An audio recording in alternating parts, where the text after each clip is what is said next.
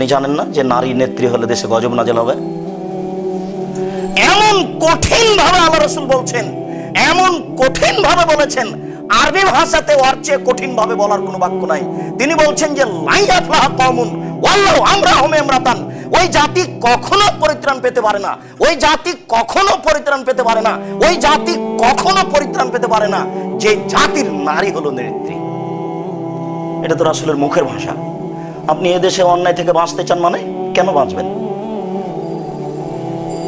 ও তো শিপন শাড়ি পরে থাকে, বড় ব্লাউজ, বড় হাতের ব্লাউজ পরে, ও কখন পুরুষ হয়ে গেল?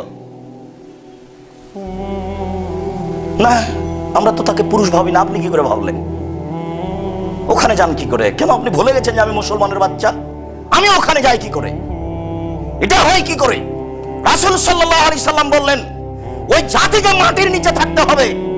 এই যে উমরাকুম নিসাকুম, যাদের নেত্রী হবে নারী, তখন তাদের মাটির নিচে থাকতে হবে, উপরে থাকার সুযোগ নেই। আপনি এখন মাটির নিচের সদস্য, উপরে থাকবেন কেন? কেন আছেন উপরে?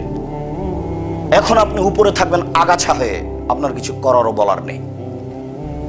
যেহেতু নিজে থেকে এই বোঝাকে, এই অন্যায়কে, এই বিপদকে, এই গজবকে মাথায় তুলে নিয়েছেন, কাজে নিজেকেই বহন করতে হবে। আপনাকে তো বহুদিন থেকে বলে আসছি কোনো পথ নাই, আপনি যান কেন ওখানে? সেকেন্ড আমি বলতে চাই না আপনাকে। আজকের যারা আছে তাদের কি হিসাব? যারা কালকে ছিল তারাও, যারা কিয়ামত পর্যন্ত আসবে তারাও। কোন মানুষই নারীকে নেত্রী করে পরিত্রাণ পেতে পারে না, নারীকে নেত্রী করে পরিত্রাণ পেতে পারে না। আপনাকে তো বারবার বলেছি, যেদিকে ভোট কাউন্টার আছে সেদিকে মুখ করবেন না, এভাবে তাকাবেন না। ওখানে তো যাওয়া তোর কথা। অন্তত নিজেকে তো বাঁচালেন। জাতি কি হবে সেটা পরের কথা, অন্তত নিজেকে তো বাঁচালেন। পৃথিবীতে যে গণতন্ত্র শিরকি প্রথা সবচেয়ে ন্যাক্কারজনক, নোংরা, জঘন্য, বর্বর, অসভ্য নীতি, যেটা আপনাকে আমি এদেশের মাটিতে 20 বছর থেকে বলে আসছি, যেটা আপনি হয়তো বা শুনে তেমন ভাবেন না, শোনা পর্যন্ত শেষ। এর যে বাস্তব কত খারাপ তা আপনি এখন দেখছেন। দেখার পর আপনি ভাবেন কি না তা আমি বুঝি না, যে যদি আপনি ভাবেন বা বুঝেন তাহলে ওখানে যান কি করে? আপনি তো নিজেকেও ঠেকাতে পারেন। নিজেকে বাঁচালেও তো আপনি বাঁচালেন একজনকে এই পথ থেকে, এখান থেকে। একজন মানুষকে হত্যা করলে যত পাপ হয়, সারা পৃথিবীর মানুষকে হত্যা করলে তত পাপ হয়। বলুন তো এই মুসলমানগুলি নিহত হচ্ছে কিভাবে? কে জানে সেটা কিভাবে হয়? লোকমান হাকিম বললেন তার ছেলেকে, আব্বু শিরক করো না, শিরক সবচেয়ে বড় অপরাধ। সুন্দর পরিবার গড়ে তোলার জন্য পিতামাতার 1 নম্বর জরুরি কাজ হচ্ছে তার ছেলে মেয়েকে, পরিবারকে শিরক মুক্ত করতে হবে। কিভাবে করবেন তা আপনি ভাবুন। পথ পৃথিবীতে আছে, এ কথা সত্য। আপনি পৃথিবীকে খাটো মনে করবেন না, আর পৃথিবীকে আপনি অত সংকীর্ণ মনে করিয়েন না যত আপনি ভাবছেন। পৃথিবী অনেক বড়,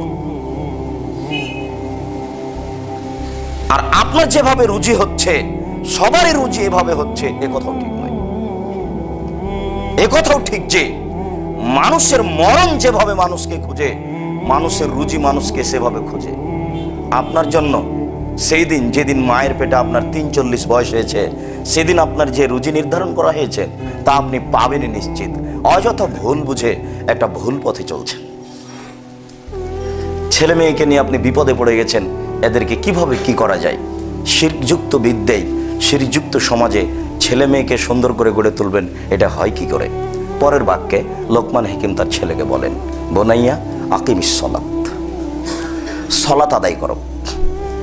তাহলে পরিবারকে সুন্দর করে গড়ে তোলার জন্য মানুষের জীবনে 2 নম্বর জরুরি কাজ হচ্ছে ছেলে মেয়েকে সালাত আদায়কারী করে গড়ে তুলতে হবে। সবাই সালাত আদায় করবে। 7 বছর বয়স থেকে ছেলে মেয়ে সালাত আদায় করবে। 15 বছর বয়স হয়ে গেছে, নামাজ পড়ে না, তখনও তার পিতা বেঁচে আছে, এ কথা মিথ্যে। ছেলে মেয়ের বয়স 14 বছর, 15 বছর, ছেলে মেয়ে নামাজ পড়ে না আর বাপ বেঁচে আছে, এ কথা ঠিক নয়।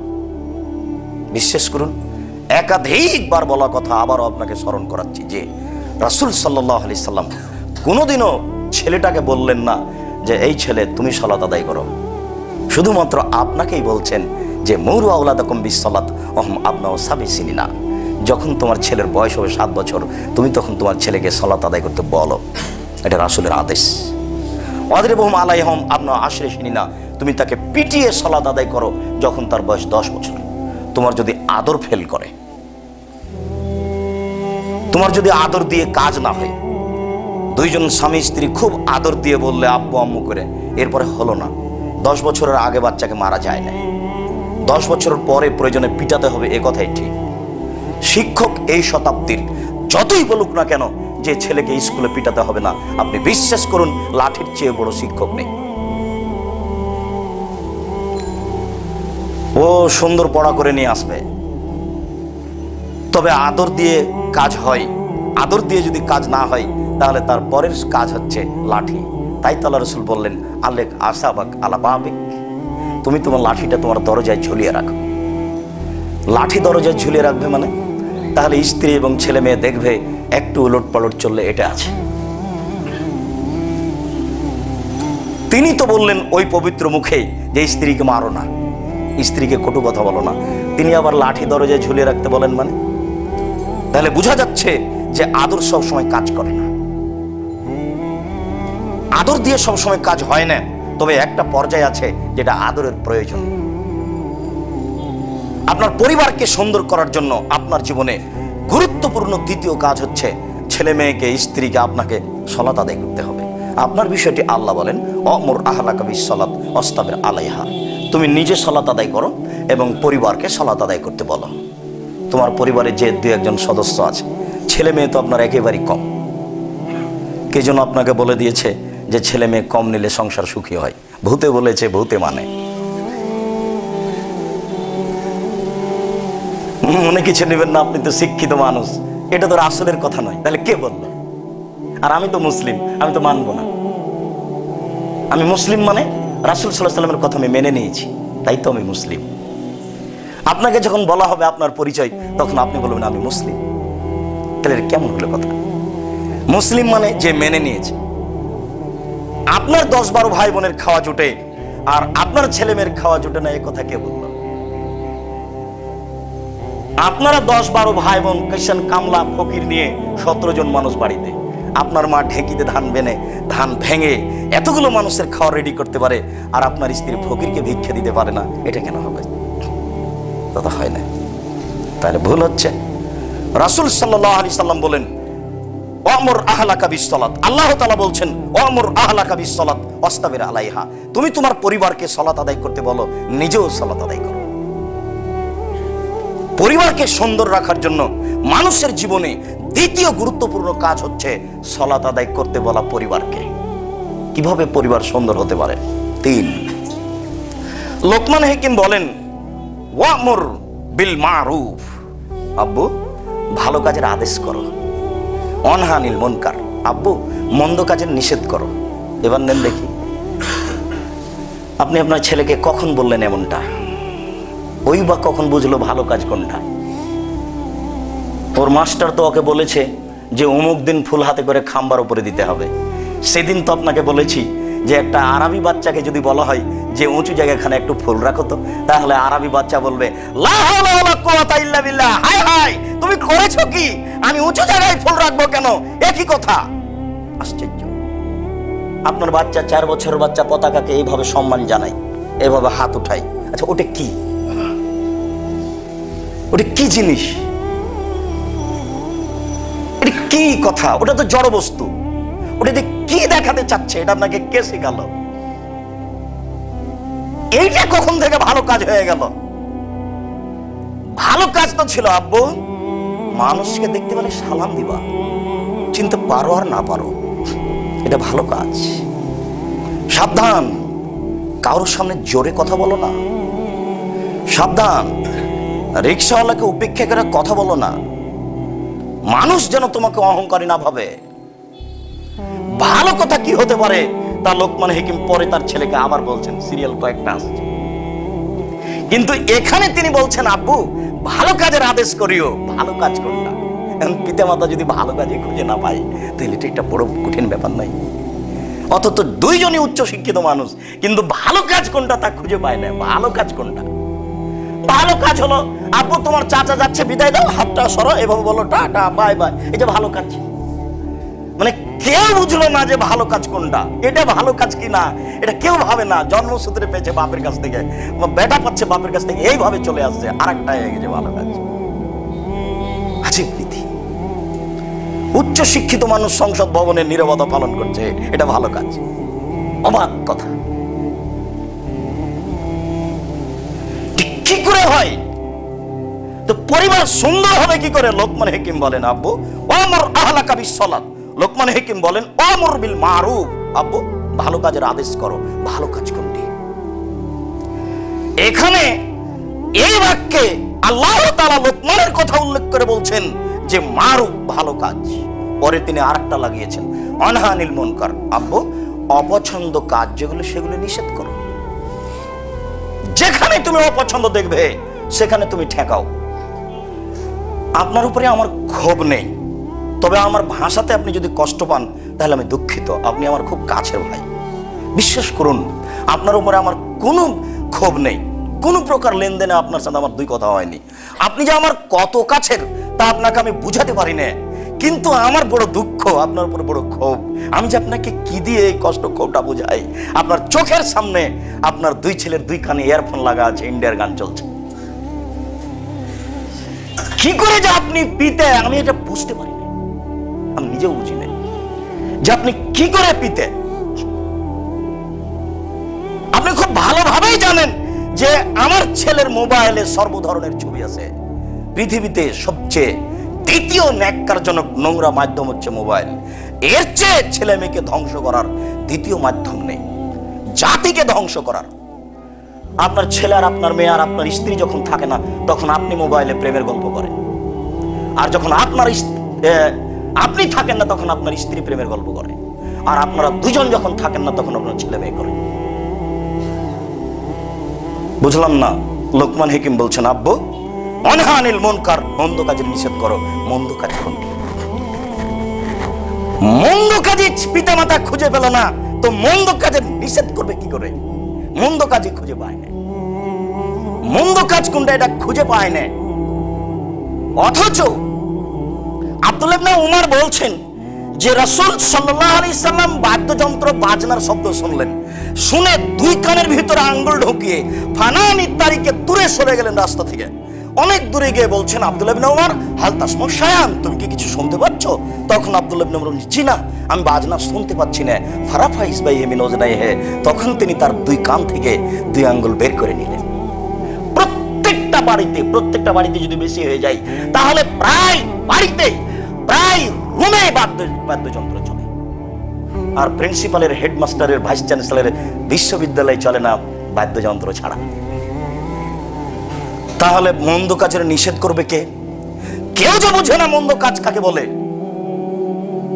কেউ যে বুঝতে চায় না মন্দ কাজ কাকে বলে, তাহলে কি করে পরিবার কন্ট্রোল হবে? সম্মানিত দিনী ভাই, লোকমান হাকিম তার ছেলেকে বলেন আব্বু অনহানিল মুনকার, মন্দ কাজের নিষেধ করা। ভালো কাজের আদেশ করো, মন্দ কাজের নিষেধ করো।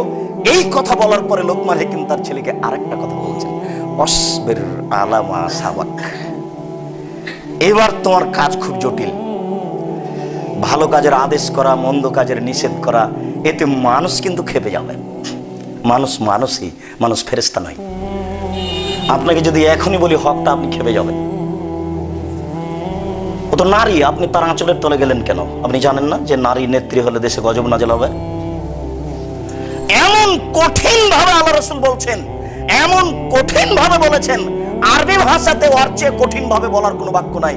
তিনি বলছেন যে লাইয়াফলাহ কওমুন ওয়াল্লাহু আমরাহুম ইমরাতান, ওই জাতি কখনো পরিত্রাণ পেতে পারে না, ওই জাতি কখনো পরিত্রাণ পেতে পারে না, ওই জাতি কখনো পরিত্রাণ পেতে পারে না যে জাতির নারী হলো নেত্রী। এটা তো রাসূলের মুখের ভাষা। আপনি এদেশে অন্যায় থেকে বাঁচতে চান মানে কেন বাঁচবেন? ও তো শিপন শাড়ি পরে থাকে, বড় ব্লাউজ, বড় হাতের ব্লাউজ পরে, ও কখন পুরুষ হয়ে গেল? না, আমরা তো তাকে পুরুষ ভাবি না। আপনি কি করে ভাবলেন? ওখানে যান কি করে? কেন আপনি ভুলে গেছেন যে আমি মুসলমানের বাচ্চা? আমি ওখানে যাই কি করে? এটা হয় কি করে? রাসূল সাল্লাল্লাহু আলাইহি সাল্লাম বললেন ওই জাতিকে মাটির নিচে থাকতে হবে। এই যে ওমরাকুম নিসাকুম, যাদের নেত্রী হবে নারী, তখন তাদের মাটির নিচে থাকতে হবে, উপরে থাকার সুযোগ নেই। আপনি এখন মাটির নিচের সদস্য, উপরে থাকবেন কেন? কেন আছেন উপরে? এখন আপনি উপরে থাকবেন আগাছা হয়ে, আপনার কিছু করারও বলার নেই। যেহেতু নিজে থেকে এই বোঝাকে, এই অন্যায়কে, এই বিপদকে, এই গজবকে মাথায় তুলে নিয়েছেন, কাজে নিজেকেই বহন করতে হবে। আপনাকে তো বহুদিন থেকে বলে আসছি কোনো পথ নাই, আপনি যান কেন ওখানে?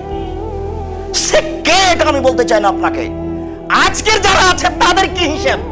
যারা কালকে ছিল তারাও, যারা কিয়ামত পর্যন্ত আসবে তারাও। কোন মানুষই নারীকে নেত্রী করে পরিত্রাণ পেতে পারে না, নারীকে নেত্রী করে পরিত্রাণ পেতে পারে না। আপনাকে তো বারবার বলেছি, যেদিকে ভোট কাউন্টার আছে সেদিকে মুখ করবেন না, এভাবে তাকাবেন না, ওখানে তো যাওয়া তোর কথা। অন্তত নিজেকে তো বাঁচালেন। জাতি কি হবে সেটা পরের কথা, অন্তত নিজেকে তো বাঁচালেন। আব্বু, ভালো কাজের আদেশ করো, মন্দ কাজের নিষেধ করো। ভালো কাজের আদেশ করলে, মন্দ কাজের নিষেধ করলে পরিস্থিতি জটিল হয় আব্বু, তখন ধৈর্য ধারণ করিও। তাহলে আপনার ছেলে মাস্টার ডিগ্রি পাস করেছে, বলেন আজকে সকাল থেকে নিয়ে 12টা পর্যন্ত কোনটা ভালো কাজের আদেশ করেছে? বলেন আপনি কোনটা মন্দ কাজের নিষেধ করেছেন? ঠিক আপনাকে দেখে মনে হচ্ছে যে আপনি আপনার বাপের দাঁত তুলে নিচ্ছেন। আপনার বাপ যেমন কোনটা ভালো আর কোনটা কোনোদিন বলে দেয়নি, আপনি আপনার ছেলেকে বলে দিবেন না, এটাই মনে হচ্ছে। সেই দিনে এই জন্য আপনাকে শুনিয়েছিলাম যে ভালো কাজের আদেশ, মন্দ কাজের নিষেধ, ওরা যাদের হাতের নিচে নেতা নেত্রী গিয়ে দোয়ায় অংশগ্রহণ করে, তারাও তো এটা যদি করে একটু আগায়, তারা তো ভালো কাজের আদেশ করে। শুনতে পাই সুবহানাল্লাহ বললে এত নেকি হয়, আলহামদুলিল্লাহ বললে এত নেকি হয়, আল্লাহু আকবার বললে এত নেকি হয়। এই বলে একবারে হাতের নিচ দিয়ে গলার সহ গামছা পেঁচিয়ে ঘন্টা যাবত দোয়া করে। দেশের নারী পুরুষ দেশে বিদেশে সবাই একবারে হাত তুলে দোয়া করে, টঙ্গী থেকে নিয়ে মতিঝিল পর্যন্ত, আরো পৃথিবীতে। ওই সময়তে তিনি বলতে পারেন তো, যেহেতু নেতা নেত্রী আছে, ওই সময়তে তো বলতে পারেন এইভাবে যে রাসূল সাল্লাল্লাহু আলাইহি সাল্লাম বলেন, আরে এই যত ছবি মূর্তি আছে সবকে ভেঙে চৌচির করে দাও। 24 ঘন্টার মধ্যে বাংলাদেশের মুড়ে মুড়ে যত ছবি মূর্তি আছে সবকে ভেঙে চৌচির করে দিতে হবে। কাপুরুষ আছে কেন, থাকবে কেন? 24 ঘন্টায় ভাঙতে হবে। যত উঁচু কবর আছে গোলাপ সাহের মাজার সহ সব ভেঙে সমান করে দিতে হবে। মন্দ কাজের নিষেধ। বাংলাদেশের মাটিতে যত পতিতালয় রয়েছে 3 ঘন্টার মধ্যে পতিতালয় সব বন্ধ করতে হবে, ভেঙে চৌচির করতে হবে। এই দেশে যত ব্যাংকিং ব্যবস্থা রয়েছে সুদী সব বন্ধ করতে হবে। হুজুর ভালো কাজের আদেশ করেন, মন্দ কাজের নিষেধ পান না? মন্দ কাজের নিষেধ বড় জটিল। তাই তো লোকমান হাকিম বলছেন, আব্বু ভালো কাজের আদেশ করো, মন্দ কাজের নিষেধ করো। ভালো কাজের আদেশ করলে, মন্দ কাজের নিষেধ করলে পরিস্থিতি ঘোলাটে হয় আব্বু, তখন তুমি ধৈর্য ধারণ করিও। তাই তো রাসূল সাল্লাল্লাহু আলাইহি সাল্লাম বললেন, সাইয়্যিদুশ শুহাদায়ে হামজা ইবনে আব্দুল মুত্তালিব। পৃথিবীতে সবচেয়ে বড় শহীদ হলেন হামজা ইবনে আব্দুল মুত্তালিব। হামজার তো শহীদ মিনার হয় না। তুমি মুসলমান নও, ওটা বানালে কি করে? হামজার বানাও দেখি। আল্লাহ রাসূল বলছেন যে সাইয়্যিদুশ শুহাদা হামজা ইবনে আব্দুল মুত্তালিব। পৃথিবীর সবচেয়ে বড় শহীদ হলেন হামজা ইবনে আব্দুল মুত্তালিব। এই কথা বলার পরে তিনি বলছেন যে আরেকজন মানুষ বড় শহীদ কে? ফাকানা লা ইয়ামিন জায়ের, স্বৈরাচারী শাসকের সামনে দাঁড়ালো। স্বৈরাচারী শাসকের পাশে গিয়ে বলছে যে আমারাহু ও নাহাহু, তাকে ভালো কাজের আদেশ করলো, মন্দ কাজের নিষেধ করলো, বললো যে মূর্তি বন্ধ করো, ভেঙে দিতে হবে। তখন স্বৈরাচারী শাসক তাকে হত্যা করলো। এই লোকটাও হামজার সমান। এটা আল্লাহ রাসূল বলছেন। এবার আপনাকে আমি বলি, আপনার ছেলের কাজ আপনি এবার বের করেন। বাড়ি থেকে স্ত্রীকে ডাকবেন, ডেকে বলবেন, আচ্ছা আমার ছেলের ভালো কাজ আর মন্দ কাজ আর ধৈর্য ধারণ করা দেখি তো, দুইজন মিলে তলিয়ে দেখি সারাদিনে কি ছিল, কাল কি থাকবে, কিভাবে পরিবার কন্ট্রোল করা যায়, রক্ষা করা যায়, সুন্দর করা যায়। লোকমান হাকিম তার ছেলেকে এবার বলছেন, এতক্ষণ পর্যন্ত এইগুলি কথা বলার পরে এবার সতর্ক করছেন, আব্বু ওয়ালা তুসাইর খাদ্দাকালীন নাস, মানুষকে অহংকার করে চলবো না। ফকির হোক, রাজা হোক, ধীরাজ হোক, গরিব হোক, মিসকিন হোক, যেই হোক না কেন, মানুষকে উপেক্ষা করে চলবে না। ওয়ালা তামশি ফিল আরদ, মাটিতে অহংকার করে হাঁটো না। অন্তত আজকে যেগুলি বলছি সেগুলি তো ছেলেকে বলা যাবে। এতক্ষণ পর্যন্ত ভাবছিলাম যে আব্দুর রাজ্জাক সাহেব বললেন তো যে ভালো কাজের আদেশ আর মন্দ কাজের নির্দেশ, সেগুলো কি আমিও তো খুঁজে পাচ্ছিলাম না। এখন তো পাওয়া যাচ্ছে দু একটা, আরো পাওয়া যাবে। এখন যেটা লোকমান হাকিমের কাছ থেকে পাওয়া যাচ্ছে সেটা এক নম্বর হচ্ছে, কখনো মানুষকে উপেক্ষা করে চলবো না, কখনো মাটিতে অহংকার করে চলবো না। ওয়ালা অগজুজ মিন সাউতিক, কণ্ঠ নিচু করবা, চিৎকার করে কথা বলবো না। কোনোদিন আপনার ছেলে মেয়ে চিৎকার করে কথা বলবে না। আপনি আপনার পরিবারকে সুন্দর করে আদর্শবান করে গড়ে তোলার চেষ্টা করুন। আল্লাহ তৌফিক দান করুক, আল্লাহুম্মা আমিন। আবু হুরায়রা রাদিয়াল্লাহু তাআলা আনহু বলেন, রাসূল সাল্লাল্লাহু আলাইহি ওয়াসাল্লাম ইকরাহুল কালামা বাদাল ইশায়ে ইকরাহুন নাওমা কাবলাল ইশায়ে, আল্লাহ রাসূল এশার সালাতের পূর্বে ঘুমানোকে ঘৃণা করতেন, এশার সালাতের পরে কথা বলাকে ঘৃণা করতেন। আয়েশা রাদিয়াল্লাহু তাআলা আনহা বলেন, তবে তিনি রাতের কোনো অংশে জেগে আমার সাথে কথা বলতেন, আমি জেগে থাকলে। তবে তিনি এশার সালাতের পরে ওমর আবু বকর সিদ্দিক রাদিয়াল্লাহু তাআলা আনহুর সাথে রাষ্ট্রীয় পর্যায়ের প্রয়োজনীয় কথা বলতেন। তিনি আগের বাক্যে বলেন যে এশার সালাতের পূর্বে তিনি ঘুমানোকে ঘৃণা করতেন, এশার সালাতের পরে কথা বলাকে ঘৃণা করতেন। আমি জানি না আপনি আপনার পরিবারের উপরে কতটুকু সচেতন। আপনার পরিবারের কোন সদস্য পড়াশোনা ছাড়া এশার পরে কেউ জেগে থাকতে পাবে না। আপনার স্ত্রী রাত 1টার সময়তে টিভি নিয়ে বসে আছে, মানে আপনি কাপুরুষ। ভুল সিদ্ধান্ত, এই পরিবার হবে না। তাকে বুঝান, একাধিক দিন বুঝান, ও যদি না বুঝে তালাক দিতে হবে। এশার সালাতের পরে আপনার ছেলে মেয়ে বাইরে আড্ডা পিটবে, এটা হতে পারে না, এটা ভুল হিসাব। এই পরিবারকে আদর্শ পরিবার করা যাবে না। আদর্শ পরিবারের জন্য আপনার জরুরি কাজ, এশার সালাতের পূর্বে কেউ ঘুমাবে না, এশার সালাতের পরে পড়া ছাড়া কেউ কোনো কথা বলতে পারবে না, কোনো গল্প গুজব চলবে না, আড্ডা পিটা চলবে না, টিভি নিয়ে বসে থাকা যাবে না, কারোর সাথে আড্ডা পিটা যাবে না। অথচ আপনার ছেলে রাত 12টাতে এসে বাড়িতে ঢুকেছে, তখন আপনার স্ত্রী বলছে, আব্বু তোমার জন্য আমি খাদ্য সাজিয়ে রেখেছি, সবেজে ওই যে উঠে রেখেছি, তুমি একটু খেয়ে নাও। মা বলছে, মা যদি বলতো, এই শোনো, আমি তোমার মা বলছি, 2 বছর যাবত তোমাকে দুধ পান করিয়েছি, 5 বছর যাবত তোমাকে আমি দুধ পান করিয়েছি, তেল কাজল দিয়ে গোসল দিয়ে লালন পালন করেছি, আমি তোমার মা বলছি, এরপরে যদি আমি তোমাকে কোনদিন এশার সালাতের পরে বাড়িতে ঢুকতে দেখতে ভাই, আমি তোমার মা তোমার পিঠের চামড়া তুলে দেব। এই ছেলে মাস্তান নয়, তার মা আর তার বাপ তাকে মাস্তান করেছে। মেয়ে মাস্তান হওয়ার কোনো প্রশ্নই আসে না। মেয়ের জন্মসূত্র গতি হচ্ছে দুর্বল, নারীর জন্মসূত্র গতি হচ্ছে দুর্বল। আপনি তাকে উশৃঙ্খল করেছেন, ও এভাবে চলবে যাবে কেন? এটা তো হতে পারে। আনাস রাদিয়াল্লাহু তাআলা আনহু বলেন, রাসূল সাল্লাল্লাহু আলাইহি ওয়াসাল্লাম বলেছেন, মাসালু জালিসিস সাওয়ে ওয়া সাহিবিল মিসকে, মাসালু জালিসিস সাওয়ে ওয়া সালেহ কা সাহিবিল মিসকে ওয়া নাফিকিল কির। ভালো বন্ধুর উদাহরণ আর মন্দ বন্ধুর উদাহরণ কামারের মতো আর আতরওয়ালার মতো। আপনার পরিবারকে সুন্দর করার জন্য রাসূল সাল্লাল্লাহু আলাইহি সাল্লাম আপনার পরিবারের উপর একটা উদাহরণ পেশ করছেন।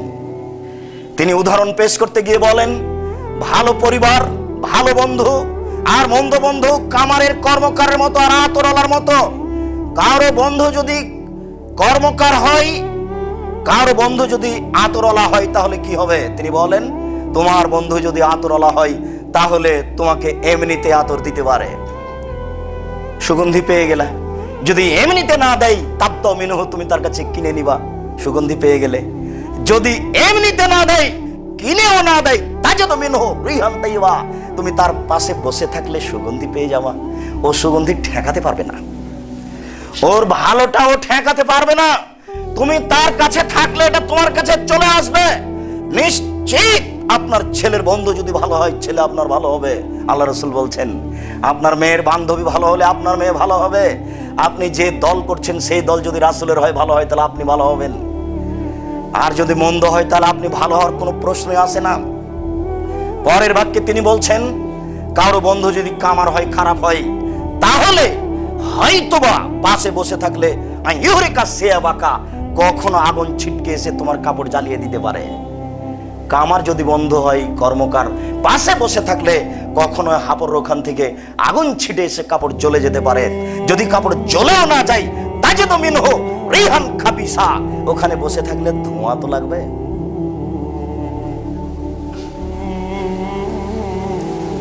কামারের পাশে বসে থেকে নাকে মুখে ধোঁয়া লাগবে না, এই কথা যেমন মিথ্যে। আপনার ছেলে মেয়ের বান্ধবী বন্ধু খারাপ, আপনার ছেলে মেয়ে খারাপ হবে না, এই কথা তেমনি মিথ্যে। কামারের পাশে বসে থেকে নাকে মুখে ধোঁয়া লাগবে না, এই কথা যেমন মিথ্যে। আপনি যে দল করেন সেই দল যদি রাসূলের না হয়, তাহলে তার খারাপ প্রতিক্রিয়া আপনার উপরে আসবে না, এই কথা তেমনি মিথ্যে। এক মায়ের দুই মেয়ে, দুইজনই ইন্টারমিডিয়েট পাস করেছে, বিএ পাস করেছে, তখন দুইজনের মধ্যে খুব ভ্রাতৃত্ব ছিল, এক বোন আর এক বোনকে ছেড়ে যেত না। এখন একজন হচ্ছে বিএনপির স্ত্রী, একজন আওয়ামী লীগের স্ত্রী, আর কথা বলে না। তার মানে এর খারাপ প্রতিক্রিয়া তাদের ভিতরে লেগে গেছে, যাবেই, এটাই গতি। তাই তো দর্জির ছেলে দর্জির গল্প করে, মাস্টারের ছেলে মাস্টারের গল্প করে, ব্যবসায়ীর ছেলে মেয়ে ব্যবসায়ী গল্প করে। বাপ মাকে যেটা করতে দেখে সেটাও ছেলে মেয়ে আপসে বলবে, এটা গতি, এটাই হবে। এই কারণে রাসূল সাল্লাল্লাহু আলাইহি সাল্লাম বলেছেন, কুল্লু মাউলুদিন ইউলাদু আলা ফিতরা, প্রত্যেকটা ছেলে মেয়ে ইসলামী ধারণ ক্ষমতা নিয়ে জন্মগ্রহণ করে। ফাবুহু ইউহাবেদানিহি, তার পিতামাতা তাকে ইহুদি করে দেয়। ইউমাজ্জিসানিহি, তার পিতামাতা তাকে আগুন পূজক করে দেয়। ইনাসরানিহি, তার পিতামাতা তাকে খ্রিস্টান করে দেয়। অর্থাৎ পিতামাতা যেই গতিনীতির ছেলে ওই গতিনীতির হয়ে যায়, কিন্তু জন্ম নিয়েছিল তাওহীদের উপরে, একাত্মতার উপরে। জন্মসূত্রে সে কোনোদিনই পায়নি যে আমাকে রবি ঠাকুরের গান বলতে হবে, এটা সে জন্মসূত্রে পায়নি, পরে আপনার কাছ থেকে পেল। জন্ম নেওয়ার পরই এইভাবে ফুল চাপাতে হবে উঁচু জায়গায়, এটা জন্মসূত্রে পায়নি, পরে এটা আপনার কাছে পেয়েছে। এই হাদিসের সামাজিক তরজমা রাজশাহী চাঁপাইনবাবগঞ্জের মাসায় যে সঙ্গ দোষে লোহা ভাসে, লোহা এমনিতে পানির উপরে ভাসবে না, যদি লোহা কোনো কাঠের সাথে লাগিয়ে দেন তাহলে কাঠের সাথে লোহাও ভাসবে। এ হাদিসের স্বাভাবিক তরজমা হলো সঙ্গ দোষে লোহা ভাসে। বাপ যেমন বেটা তেমন, মা যেমন বেটি তেমন, এই কথাটাই এ হাদিসের সারমর্ম। সম্মানিত মসজিদের মুসল্লি আবু হুরায়রা রাদিয়াল্লাহু তাআলা আনহু বলেন, রাসূল সাল্লাল্লাহু আলাইহি ওয়াসাল্লাম বলেছেন, মান কানাত লাহু ওয়ালিদা ফাআল্লামা ফাসানা তালিমাহা ওয়া আদাবাহা ফাসানা তাদিবাহা। কারো যদি একটা কাজের মেয়ে থাকে, তাকে যদি শিখিয়ে দেয়, সুন্দর শিখিয়ে দেয়, শিষ্টাচার শিখিয়ে দেয়, সুন্দর শিষ্টাচার শিখিয়ে দেয়, তাহলে তার জন্য ডবল নেকি হবে। কাজের মেয়েকে শিখিয়ে দিতে হবে, সুন্দর শিখিয়ে দিতে হবে, তাহলে সব শিক্ষা সুন্দর নয়। কাজের মেয়েকে শিষ্টাচার শিখাতে হবে, সুন্দর শিষ্টাচার শিখিয়ে দিতে হবে, তাহলে সব শিষ্টাচার সুন্দর নয়। সিলেকশন হলো নির্বাচন পদ্ধতিতে রাসূলের আদর্শ, রাসূলের শিষ্টাচার, আর ইলেকশন হলো মানুষের বানানো নীতি। এই দুটো এক হতে পারে না। আপনার এলাকার, আপনার এদেশের সবচেয়ে সুন্দর, সচেতন, হোশিয়ার, বুদ্ধিমান, দেখতে টকটকে ঝকঝকে ছেলে অক্সফোর্ড থেকে পড়ে এসেছে, খুব সতেজ ব্রেনের ছেলে, এই ছেলেটা পেয়েছে 399টি ভোট, আর আপনার পাড়ার একটা ম্যাথর পেয়েছে 400টি ভোট। কে নেতা হবে? ম্যাথর হবে। দেখি এবার আপনি ঠেকান আদর্শকে, কি করে হতে পারে? রাসূল সাল্লাল্লাহু আলাইহি ওয়াসাল্লাম বলেন, মান কানাত লাহু ওয়ালিদা, কারো যদি কাজের মেয়ে থাকে, ফাআল্লামাহা ফাসানা তালিমাহা, শিখিয়ে দিল, সুন্দর শিখিয়ে দিল। সব শিক্ষা সুন্দর নয়, এই ব্যাপারে আমরা সময়ে বিস্তারিত বিবরণ পেশ করব ইনশাআল্লাহ। এই পর্যায়ে আপনার জন্য এতটুকু কথা যে সব শিক্ষা সুন্দর নয়, এই জন্যই রাসূল সাল্লাল্লাহু আলাইহি সাল্লাম দিন রাত একটা বাক্য বলতেন, আল্লাহুম্মা ইন্নী আউযুবিকা মিন ইলমিন লা ইয়ানফা। আল্লাহ, আমি ওই বিদ্যা চাই না যে বিদ্যা উপকার করে না। আল্লাহ, আমি ওই বিদ্যা চাই না যে বিদ্যা উপকার করে না। আল্লাহ, আমি ওই বিদ্যা চাই না যে বিদ্যা উপকার করে না। তাহলে আপনি যে আপনার ছেলে মেয়েকে যে বিদ্যা দিচ্ছেন পরিবারকে সুন্দর করার জন্য, সেই বিদ্যাতে সে উপকৃত হচ্ছে কিনা, যদি না হয় তাহলে ভুল হচ্ছে। আর উপকৃত হচ্ছে কিনা এই বোধগম্য থাকতে হবে, এই বোধোদয় অন্তত পিতার থাকতে হবে, যেটা ঠিক হচ্ছে কিনা। বিশ্বাস করুন, ওই কথাটা আপনাকে আবার ফিরিয়ে বলি, কখনো কোনোদিন ছেলে মেয়ে কি করে খাবে এটা ভাবিয়েন না। ছেলে মেয়েকে সুন্দর করে গড়ে তুলতে হবে, এটাই আমার জীবনের সব টাকা পয়সা। ছেলে মেয়েকে সুন্দর বিদ্যা দিতে হবে, এটাই আমার জীবনের সফলতা। ছেলে মেয়ে সুন্দর শিক্ষা অর্জন করবে আর আমি দুনিয়া থেকে চলে যাব, বাস কোটি টাকা ইনকাম। ছেলে মেয়ে কিছুই বুঝলো না সুন্দর কাকে বলে, ভালো কাকে বলে, আপনি কোটি কোটি টাকা ইনকাম করলেন, এটা আপনার লাভবান কাজ হয়নি, এটা আপনার সুন্দর কাজ হয়নি। এর ফল আপনি পাবেন না কুফল ছাড়া। সুন্দর শিষ্টাচার শিখিয়ে দিল, সুন্দর শিষ্টাচার শিখিয়ে দিল। বিশ্বাস করুন, সব শিষ্টাচার সুন্দর নয়। নখে মেহেদি দিতে হবে, এটা রাসূলের শিষ্টাচার। আপনার মেয়ের নখে নেইল পালিশ দেওয়া আছে, এটা ইহুদি খ্রিস্টানদের পতিতালয়ের মেয়েদের শিষ্টাচার। নখে মেহেদি দিতে হবে, এটা রাসূলের শিষ্টাচার। নখে নেইল পালিশ দিতে হবে, এটা ইহুদি খ্রিস্টানদের পতিতালয়ের শিষ্টাচার। কপালে টিপ দিতে হবে, এটা হিন্দুদের শিষ্টাচার। হিন্দু মেয়েকে বিবাহ করার 10টি পদ্ধতি আছে, তার একটি পদ্ধতি হলো রাক্ষসী বিবাহ। মেয়ের বাপ বিবাহ দিবে না, ছেলে ভেবেছে তাকে বিবাহ করবই যে কোনো মূল্যে, যদি তার কপালে টিপ দিয়ে দিতে পারে তাহলে তার সাথে বিবাহ হয়ে গেল, এর নাম রাক্ষসী বিবাহ।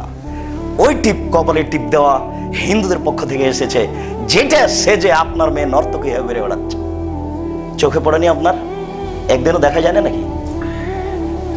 দেখা যায় তো মনে হয়। আজ থেকে যদি দেখা যায় তাহলে নিজেকে পিতা হিসেবে, অন্তত আপনি আমার দিনী ভাই, আপনি আমার খুব কাছের মানুষ, আমি যেভাবেই বলি আপনার সাথে আমার আন্তরিকতার কোনো অভাব নেই। এই জন্য আপনি আমার কথাগুলিকে অন্তত মূল্যায়নের দৃষ্টিতে দেখবেন, খাটোর দৃষ্টিতে দেখবেন না। আপনাকে আমি খুবই সম্মান করি, কোনো প্রকার আপনার সাথে আমার আন্তরিকতার অভাব নেই। বিশ্বাস করুন, রাসূল সাল্লাল্লাহু আলাইহি সাল্লামের হাতে একজন মহিলা একটা পত্র দিল, পত্রটা তিনি নিয়ে বলছেন, আয় এত রাসূলের নামে আমরা, এ হাত নারীর না পুরুষের? কেন এই কথা বললেন? ওই হাতের নখে মেহেদি দেওয়া ছিল না, তাই তিনি ওই নারীর হাতের তীব্র নিন্দা করলেন। তাহলে বোঝা যাচ্ছে যে নারীকে হাতে এবং পায়ের নখে মেহেদি লাগাতে হবে, এটা তার একটা জীবনের জরুরি কাজ। এটাই নারীর আদর্শ, একটা জরুরি আদর্শ। ওই সব কিছু লাগাতে হবে তাকে যা দেখতে পাওয়া যায়। এই জন্য বিউটি পার্লারে যা কিছু পাওয়া যায়, যদি হারাম বস্তু না হয় তাহলে আপনার স্ত্রী ব্যবহার করতে পাবে, এ কথাই ঠিক, কিন্তু ওখানে ঢুকতে পাবে না, ওখানে ঢোকা যাবে না, ওখানে গিয়ে মাথার কাপড় নামাতে পাবে না, ওখানে খোলামেলা দাঁড়াতে পাবে না। ওইগুলো নিয়ে এসে বাড়িতে ব্যবহার করবে। আর পুরুষ ওই সব জিনিস ব্যবহার করবে যেগুলো দেখতে পাওয়া যায় না, গন্ধ পাওয়া যায়, তাহলে আতর। আর ও ওই সব জিনিস ব্যবহার করবে যেগুলো দেখতে পাওয়া যায়, গন্ধ পাওয়া যায় না। তাকে সুন্দরী হয়ে সেজে গুজে থাকতে হবে, একাধিক সহিহ হাদিস। তাকে সাজসজ্জা গ্রহণ করে থাকতে হবে, একাধিক সহিহ হাদিস। এটাই আদর্শ ইসলামের, এটাই নীতি, যেটা ভুল পদ্ধতিতে ব্যবহার হচ্ছে।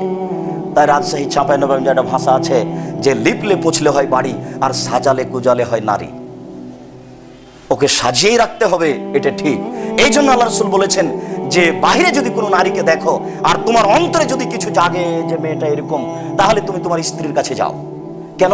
ওর কাছে যা আছে তোমার স্ত্রীর কাছে তাই আছে, দুইজনই সমান সমান।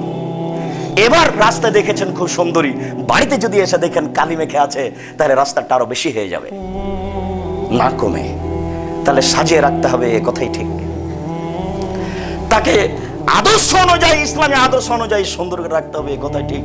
সম্মানিত মসজিদের মুসল্লি, রাসূল সাল্লাল্লাহু আলাইহি ওয়াসাল্লাম আমাকে আপনাকে যে বিধান দিয়েছেন, বিশেষভাবে আদর্শকে, পরিবারকে আদর্শ করার, আদর্শ পরিবার হিসেবে পরিবারকে গড়ে তোলার, এই সবগুলো আমরা লক্ষ্য করি।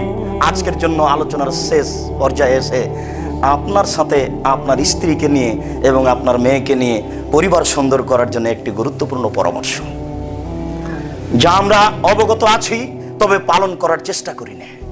স্ত্রীকে উপদেশ দিতে হয়।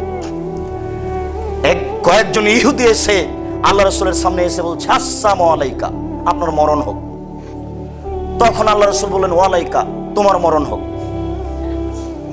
তখন আয়েশা রাদিয়াল্লাহু তাআলা একবারে ক্ষেপে লাল হয়ে গেছেন, তোমারই গজব হোক, তোমার উপরে মরণ হোক, তোমার গজব হোক, কি বলো তুমি, এভাবে চিৎকার করে উঠেছে ভিতর থেকে। তখন আল্লাহ রাসূল বলছেন, ইয়াকো অনফল তোষা আলাইকে রিপকে, নরম হও, তুমি নরম হও, তুমি কঠোরতা থেকে বেঁচে থাকো, তুমি কথা সুন্দর বলো। তখন তিনি বলছেন, আমার স্বামী তা মাকালাত, ইহুদিরা কি বলেছে আপনি এটা শুনেননি? তখন আল্লাহ রাসূল বলছেন, আমি কি বলেছি এটা তুমি শুনোনি? ইহুদিরা বলেছে তোমার মরণ হোক, আমি বলেছি তোমার হোক, তো তুমি এত চিৎকার করে উঠলে কেন? তুমি এত চিৎকার করে উঠলে? তখন আয়েশা বলছেন যে ওরা কি বলেছে আপনি শোনেননি, আমি কি বলেছি তুমি শোনোনি? তাহলে স্ত্রীকে উপদেশ দিতে হবে, স্ত্রী যতই শিক্ষিতা হোক। আপনি বিশ্বাস করুন, কিয়ামত পর্যন্ত আয়েশার চেয়ে উচ্চ শিক্ষিতা নারী, বুদ্ধিমতী নারী আর হবে না। তিনি বলেছেন, কামলা মিনারে জালে কাসির আলাম একমল মিনের নিসা ইল্লা সালাসা, বহু পুরুষই বড় বড় মর্যাদা লাভ করেছে, বড় বড় জান্নাত পাবে, কিন্তু নারীরা বড় বড় জান্নাত পাবে না মাত্র তিনজন। একজন ইমরাত ফেরাউন, ফেরাউনের স্ত্রী আসিয়া, আরেকজন বিনত ইমরান, ইমরানের মা ঈসা আলাইহিস সালামের বিনত ইমরান, ইমরানের মেয়ে ঈসা আলাইহিস সালামের মা। এরপরে তিনি বলছেন, ফাজবা আয়েশা আলা সাইরিন নিসায়ে কাফালিস সারিদে আলা সাইরিত তামে, আয়েশার সম্মান পৃথিবীতে সকল নারীর উপরে। সারিদ খাদ্য যেমন ভালো, সকল খাদ্যের উপরে গোস্তের ঝোলে রুটি ভিজালে তাকে সারিদ বলা হয়। আল্লাহ রাসূল বলছেন, খাদ্যের জগতে সবচেয়ে সুন্দর খাদ্য হলো সারিদ। গোস্তের ঝোলে রুটি ভিজিয়ে খাওয়া হলো সবচেয়ে সুন্দর খাদ্য। এটা যেমন খাদ্যের জগতে সবচেয়ে ভালো খাদ্য, নারীর জগতে সবচেয়ে দামি নারী হচ্ছেন আয়েশা রাদিয়াল্লাহু তাআলা আনহা, আদম থেকে নিয়ে হাওয়া থেকে নিয়ে কিয়ামত পর্যন্ত। এরপরে আল্লাহ রাসূল আয়েশাকে উপদেশ দিচ্ছেন, আয়েশাকে বলছেন যে তুমি নরম হও, তুমি ঠান্ডা হও। দুইজনের মধ্যে কথা কাটাকাটি হতো কোনো সময়, একদিন খুব কথা কাটাকাটি হচ্ছে দুইজনের মধ্যে। ইতিমধ্যে আবু বকর সিদ্দিক রাদিয়াল্লাহু আনহু বাড়িতে ঢুকেছেন, কথা শুনে একবারে ছুটে গেছেন মেয়েকে মারবেন, হাত উঠিয়েছে। তখন আল্লাহ রাসূল বলছেন, না না, ও তো অন্য বিষয়ে কথা চলছিল। তখন তিনি হাতটা নামিয়ে নিলেন, এরপরে বাড়ি থেকে বের হয়ে বাইরে চলে গেলেন। তখন তিনি বলছেন, দেখলে আমি তোমাকে কিভাবে বাঁচালাম, তোমার আজ হয়েছিল, আজকে তোমার পিতা তোমাকে দিতেন। জামাইয়ের সামনে মেয়েকে মারবেন, ছুটে চলে গেলেন। এটা আপনার স্ত্রীকে নিয়ে আপনাকে একটা পরামর্শ দিচ্ছিলাম। এবার আলোচনার শেষে এসে আপনার মেয়ের ব্যাপারে আপনাকে একটা পরামর্শ দিই। দেখুন, এখনই বুঝতে পারলাম যে আয়েশা দুনিয়াতে সবচেয়ে সম্মানী শিক্ষিতা নারী, বুদ্ধিমতী নারী। রাসূল সাল্লাল্লাহু আলাইহি সাল্লাম এক যুদ্ধ থেকে, সফর থেকে আসছিলেন, এক জায়গাতে অবস্থান করলেন, বুখারীর হাদিস। অবস্থান করতে গিয়ে আয়েশা রাদিয়াল্লাহু তাআলা আনহার হার হারিয়ে গেল।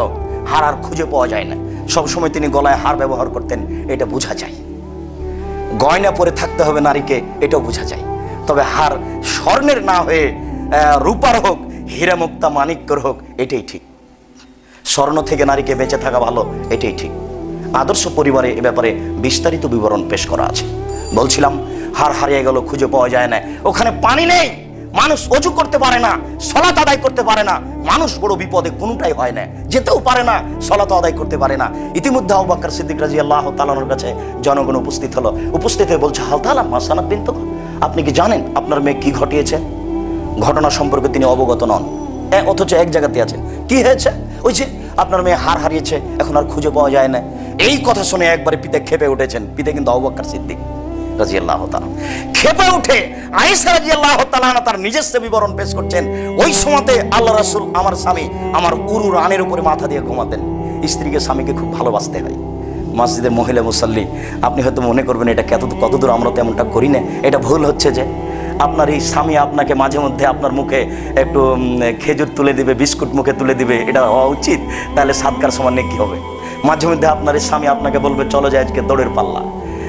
10 তলা বিল্ডিংয়ে বাড়িতে থাকেন, কোথায় দৌড়াবেন? উপরে যাবেন, নাহলে রাত 12টার সময় নিচে নামবেন। সম্মানিত মসজিদের মুসাল্লি, আয়েশা রাদিয়াল্লাহু তাআলা নিজস্ব বিবরণ, উনি বলছেন, আল্লাহ রাসূল আমার উরু রানের উপরে মাথা দিয়ে ওই সময় ঘুমিয়েছিলেন। আবু বকর সিদ্দিক রাগ করে আমার পাশে আসলেন, ওয়ালা কাজানি লাকসাবান শাদীদা, আমার কোমরের উপরে খুব জোরে কয়েকটা কিল মারলেন। যদি আমার উরু রানের উপরে আমার স্বামী মাথা দিয়ে ঘুমিয়ে না থাকতেন, তাহলে তার মায়ের কারণে আমি দূরে সরে যেতাম। যখন তিনি মারলেন, তখন আমি নিজেকে শক্ত করে আটকে রেখেছিলাম, যাতে করে আল্লাহ রাসূলের ঘুম ভেঙে না যায়। আমি আপনাকে বুখারী মুসলিমের অত্র বিবরণে পেশ করতে চাচ্ছি যে আপনার মনে রাখা ভালো হবে, পৃথিবীতে সবচেয়ে বড় মানুষ হিসেবে মানুষ হলেন আবু বকর সিদ্দিক রাদিয়াল্লাহু তাআলা আনহু। এত ভদ্র মানুষ, এত সম্মানী মানুষ, এত সচেতন মানুষ হিসেবে কিয়ামত পর্যন্ত আর কেউ হবে না, অতীতে কেউ হয়নি। নবী রাসূল জনগণ নির্বিশেষে সবচেয়ে সম্মানী মানুষ হলেন মুহাম্মদ সাল্লাল্লাহু আলাইহি ওয়াসাল্লাম। আর নারীর মধ্যে মা হাওয়া থেকে নিয়ে কিয়ামত পর্যন্ত সবচেয়ে বুদ্ধিমতী শিক্ষিত নারী হলেন আয়েশা রাদিয়াল্লাহু তাআলা আনহা। এবার তিনজনে এক জায়গায়। আবু বকর সিদ্দিক তার মেয়েকে মেরে দিলেন দিন দুপুরে খোলা মাঠে, প্রায় 1400 মানুষের সামনে হাত দিয়ে মেরে দিলেন।